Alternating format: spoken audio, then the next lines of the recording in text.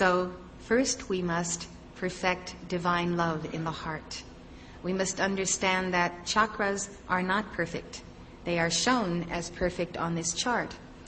But as we have misused God's energy, so that energy collects around the vortex of the chakra, the wheel, the flower of those petals unfolding. Every petal of every chakra has a significance of a certain and specific vibration. So the pure power of this 12-petal chakra is the power of love. Any force of anti-love that we have ever qualified that has collected there will be a block to our expression of true divine love, compassion, charity, understanding, the givingness of ourselves. What usually collects at the heart chakra is what is called hardness of heart, or the unmerciful heart. The unmerciful heart never forgives. It may say that it forgives. People may say, yes, I forgive you. But they hold bitterness and resentment, not only for one lifetime, but for many, many lifetimes.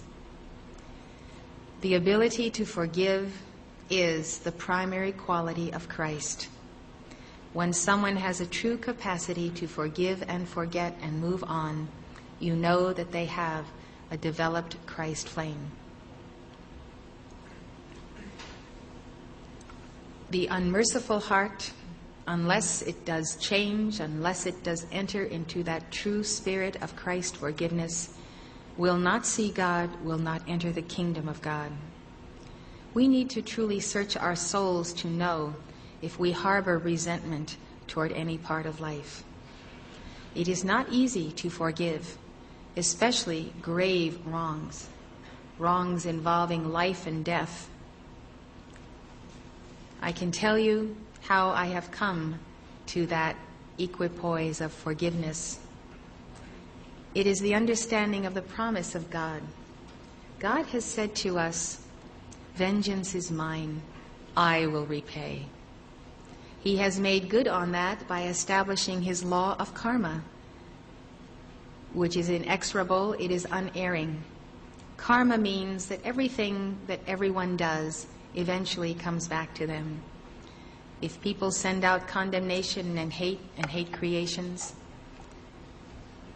if they do wicked things, if they murder, rape, kill, abuse life, they will bear the burden of that in such a horrendous way that they are to be pitied and not to be condemned.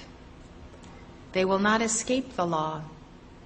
Sometimes we think we have to take justice into our own hands because the law doesn't act fast enough.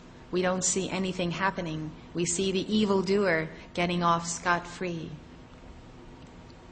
What we learn from the teachings of Philos the Tibetan in his book, The Dweller on Two Planets, is that the return of karma sometimes takes lifetimes. Not even in the next lifetime, but many lifetimes down the road.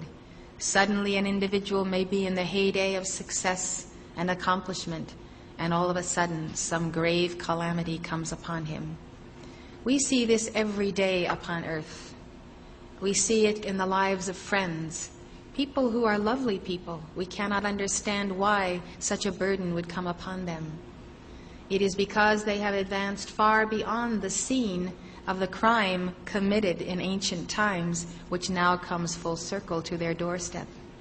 And so it seems that the law is unjust and they are undeserving of what has happened to them. A mother with 8 children to care for suddenly passes on from an unknown disease. The answer lies in a true understanding of justice and a true understanding that every soul who is a servant of God truly desires to pay his debts and make things right. And the soul is accepting of the karma when finally it comes due, if that soul is not in rebellion against God and cursing God.